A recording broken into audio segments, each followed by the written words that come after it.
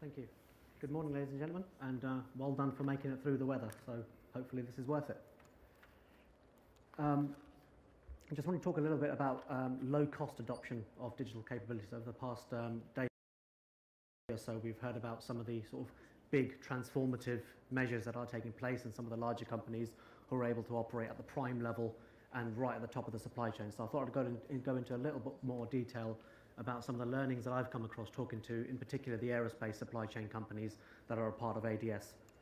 I won't give you the full kind of advert about ADS, but hopefully it sets a little bit of context in terms of some of the slides I'm giving going forward. So ADS is the trade association for the aerospace, defence, security and space sectors, and at any given time we have about 1,000 members.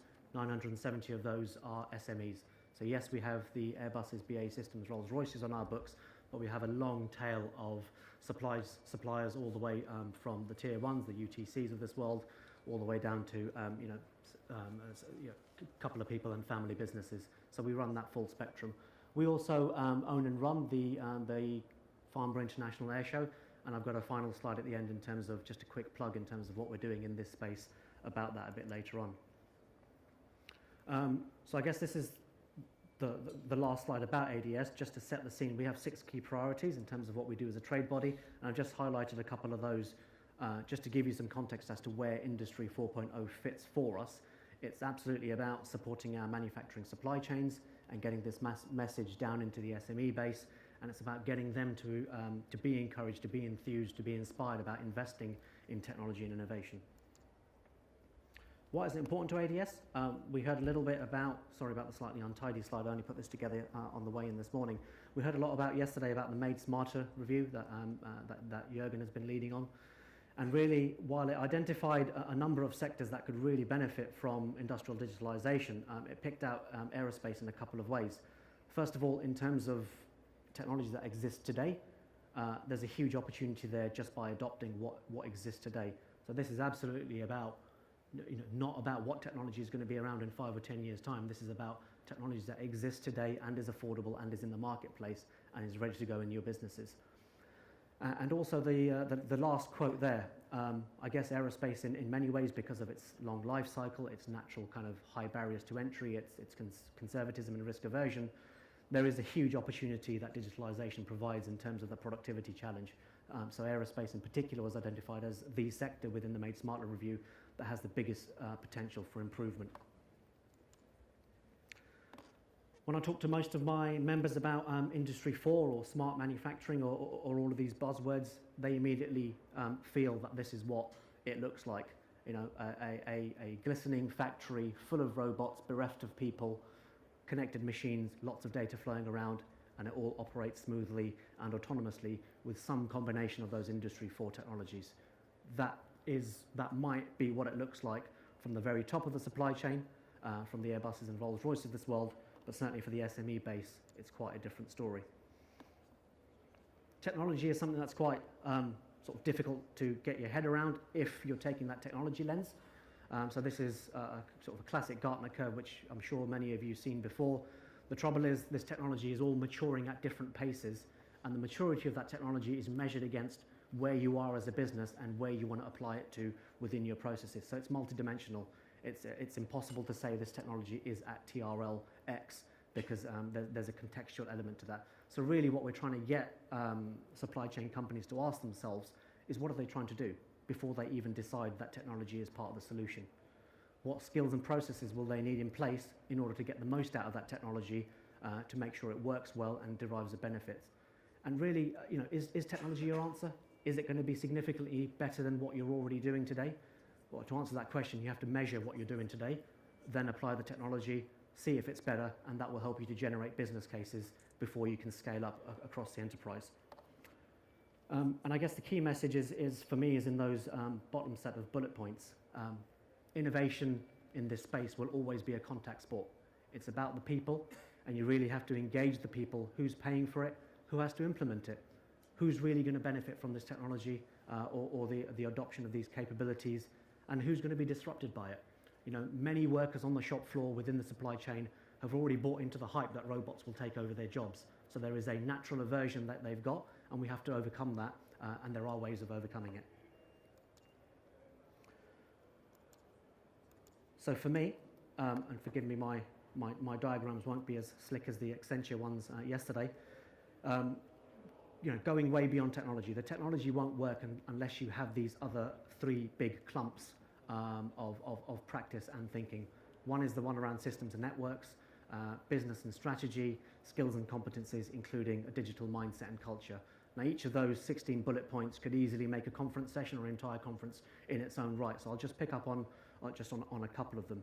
In terms of business cases and finance, we're seeing small companies finding it really difficult to understand the real business case behind adopting some of these capabilities. But there are opportunities for them to learn through the catapults, for example, and I've got a couple of examples in terms of learning opportunities where SMEs can go and touch, feel, look at, talk to experts, and really help themselves generate these business cases. One that's particularly quite close to my heart is around attractiveness to talent. I've got a 6-year-old boy who is so au fait with his iPad, didn't need a set of instructions. When he enters the workforce, I don't know what kind of device he'll have at home, but he will expect something similar at work. So there's a key challenge for industries like aerospace and defence, in particular, who have naturally been quite conservative, as to how they're going to remain attractive and relevant to that future workforce. We have a skills crisis in aerospace. We estimate about 50% of the skilled engineers are going to retire within the next decade. That's a crisis by any stretch of the imagination. So being attractive to the future generation of talent is really important to us. Although I'm leading on technology for ADS, it sort of breaks my heart to say technology isn't even the starting point. Where we are trying to get supply chain companies to understand is, the starting point is, what is it that you're trying to improve? Are you trying to develop new business models in terms of servitization? Are you trying to improve your general productivity? And all of these things you have to be able to measure. So it's really important that you start with the business drivers, the value drivers. They may be coming from your customers, they may be identified from within your own organizations. It doesn't matter. Start with what's going to generate and drive value within your business. And then, as I said, plenty of technological capabilities on offer, whether it's additive manufacturing, whether it's IoT and connecting, lots of opportunities available. To a hammer, everything will look like a nail. To an IoT network, every machine will look like a device that's waiting to be connected. Don't start with the technology. Work out what it is you're trying to do with it first. As if I haven't hammered technology enough, some of the risks around taking that technology and putting it in the center, there's a real chance you'll generate technology roadmaps which aren't really transformational roadmaps for your business. You might need to transform a single process, but there's a risk that you'll end up with just a technology roadmap, which will be the wrong answer. You might see the company down the road having the latest AR headsets, and you'll want to chase that because it'll look cool. You'll have a feeling that that's what you need to do because that's what your competitors and neighbors are doing. Don't chase the technology hype. It's a real pitfall. And there's a huge risk of applying technology in a particular small part of your business in a single process to do a proof of concept, but then you're not able to kind of generate the real meaningful business value across the organization, and you haven't got a business case for that substantial investment. So lots of pitfalls for not focusing purely on the technology. The message that I'm trying to give to ADS members this year is around act now. So it's about learning, coming to conferences like this, talking to people, visiting the catapult centers, picking up on case studies, learning about best practice, reading up, test, do them in incubated areas of your organization because you can't disrupt your manufacturing lines, and then design in, scale up. So make sure scaling is a part of your business strategy beyond just the testing and learning about the technology itself. Why is this important now? Lots of different trend curves I could have put on, but I sort of picked these out as ones that are particularly interesting for me. The cost of sensing has come right down over the past couple of decades. So that's the larger graph there. The two graphs just on the side, the top one is the cost of computing, and those are logarithmic scales. So we're now talking, computing power that might have cost a couple of $100 even a few decades ago, now kind of in the noise of business cost, a couple of cents. And the same goes for data storage and data transfer, particularly with cloud technology and hybrid architectures. So This stuff is now becoming really affordable and therefore available and accessible. I think my colleague from Schneider put up a similar slide from Cisco. We expect in kind of the IoT world, in the consumer world, 50 billion connected devices by 2020. I can't imagine it's going to be a significantly different trend for industrials and for manufacturing, but that is really driving different business models. We've already talked a little bit about CapEx to OpEx. So it's not only transforming existing business models, but it's introducing completely new business models as well. And the supply chain really has to get its head around some of those new business models, because that's what their customers and higher parts of the tier and the OEMs will be expecting from them. Short video just from Airbus, which hopefully will run for a couple of minutes. We are committed to reduce greenhouse gas emissions by 50% until 2050. This requires from us to develop new technologies which make the airplanes much lighter. We come up with new design principles to find out what makes sense in the future. We call it bionic. This is what the nature has done for millions of years. That we are able to copy the nature, I didn't expect that, to be honest.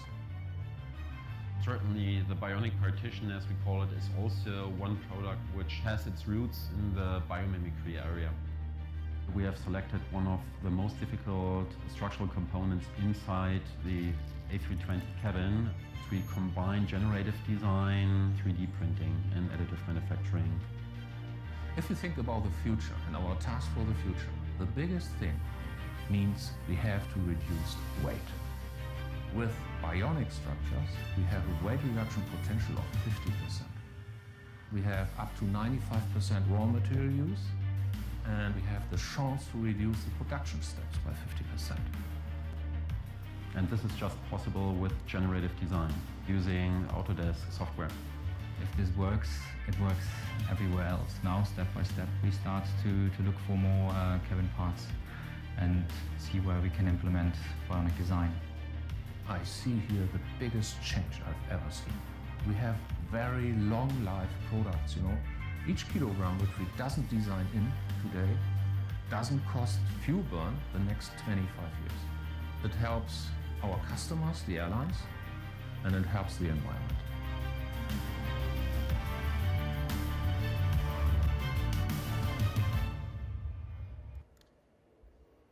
So just an example in terms of, the larger companies are doing this for themselves. It's alive and kicking in their businesses today, and they can afford it. And some of the requirements will flow down into the supply chain. I don't know whether any of the support will. Finally, in terms of trends, data is not only getting bigger, but getting faster. So when supply chain companies come and talk to me about what they should be doing about big data, there is an element about data size, data getting bigger, that you can apply machine learning and other analytic techniques to get insights. But there's also fast data. What data do you need to be able to grab off of your machines, off of your lines in real time, so you can respond? And those are two different challenges: big data and fast data. So again, we're trying to tell supply chain companies, don't just focus on the size of the data, but you really will have to worry about the speed. And I don't know about you guys, but I certainly had to pull out my undergraduate physics degree to understand where petabytes and all of that now fits in. When this was presented to me as an undergraduate, I was wondering, when am I ever going to need that? Well, today. So we talk about big data companies. If we just give you a couple of examples from aerospace, Rolls-Royce generate 0.5 terabyte of manufacturing data on a single fan blade. So in a year's operations, they make about 6,000 fan blades, and that's 3 petabytes of data, and that's just off of one component. So you can imagine, Rolls-Royce now consider themselves a big data company. Similarly, the competitors Pratt, whose GTF engine powers the Bombardier C series, is fitted with a couple of thousand sensors on that engine. So a single day's worth of flying on a C series generates as much data as Facebook does in a day. So we often think of these tech companies as the big data companies, but rest assured, they are being overtaken by more traditional manufacturers in terms of how much data they are generating and analyzing. That's just a summary of the last couple of slides. So what's stopping adoption? So I've done, been sort of up and down ADS's membership base, and sort of summarised some of the barriers to adoption for SMEs. It's not that they don't get that this is important, it's that they feel in many ways hamstrung or crippled by doing anything about it.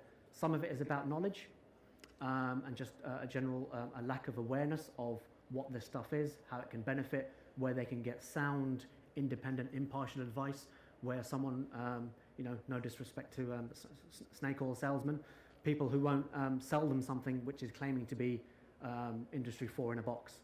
So they're looking for advice and they're looking for learning and knowledge, and more often than not sort of send them towards the catapult's way. But there are a range of kind of barriers to adoption, and I guess sort of taking a quote from one of my member companies, it's like trying to change a fan belt while the engine's still running. How do you do this in a way that you can adopt without disrupting your existing customer demands? If you look in aerospace, we're seeing unprecedented rates, unprecedented demand for quality, cost down, rate up in the sector than we've seen historically. So manufacturers are already under pressure to perform, and now we're asking them to take note of this new digitalization agenda. So just a couple of case studies. I know the brochure says digital for less than $1,000, so the first one lives up to that name. So it's one of our members, AVPE, a precision engineering company, and you can sort of see the graph there, a nice sort of, for a good period of 3 or 4 months, improvement in the overall equipment effectiveness. And this cost them about £1,000 per machine on their line, generated a business case within a couple of weeks in terms of the return on investment, and they're now able to scale this up across multiple machines through some of those benefits that they've seen, including the operator awareness you mentioned there. National Physical Laboratory, again in the process of putting down a range of regional demonstrators. The first one's in the Yorkshire and Humber region under a program called Digitally Enabled Supply Chains, and this is really about getting supply chain companies to understand data, and with sort of the quality issues in aerospace and other high barriers to entry, data precision and accuracy are really important. And the unique thing about these sets of demonstrators is around that provenance and traceability.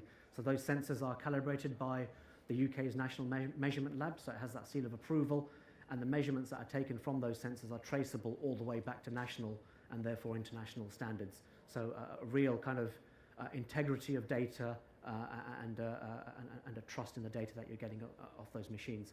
And those demonstrators are great because they show an end-to-end case, right from sensors all the way through to cloud services, servitization models with a bit of AI and machine learning thrown in for good measure as well. I won't sort of steal Ben's thunder too much. I know he's going to talk about the last case study in particular, but there is some really good work going on in the catapult. This is just a snapshot of AMRC. The other 6 centres are doing some fantastic work in terms of trying to demonstrate that we can work with legacy machines. This doesn't need to be a huge capital expenditure in the first instance.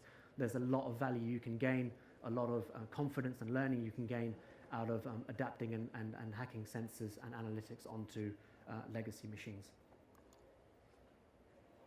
And finally, although this isn't a low-cost example, it's a £2.5 million program, collaborative program by the co-sponsored by industry and the Aerospace Technology Institute. The fundamental underlying component you can buy for $500 off of Amazon.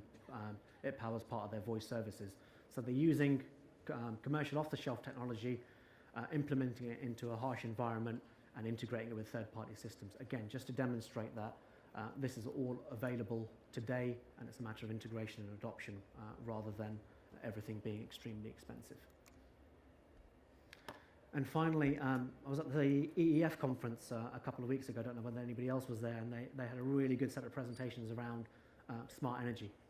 And I know Schneider talked a little bit about it in that presentation. So there are now really affordable kind of digitalized energy and site management services. We're talking in the thousands of pounds that can give you great visualization and actionable information purely in terms of energy usage. Really good example from Tarmac, where they've adopted this, but actually realized by doing smart energy management, they can feed back into the grid. So they've almost turned themselves into a pseudo-energy company. They're making money by putting energy back into the grid because they started life out in terms of smart energy monitoring to understand the health of their machinery. So there are some low-hanging fruits as well. And finally, just a plug for what we're doing. We are trying to bring all of these messages to life in something called Aerospace 4.0 at the Farnborough International Air Show. So it's an exhibition space, but a range of keynotes and workshops as well, again, to try and drive some of this learning from the top of the industry down into the supply chain. So it's a great opportunity for you guys to either come along and showcase your wares, or just learn about what's happening in the aerospace industry, engage with people, learn more, come and talk to us. I won't go through those in closing. Thank you. Thank you, Samir. Thank you.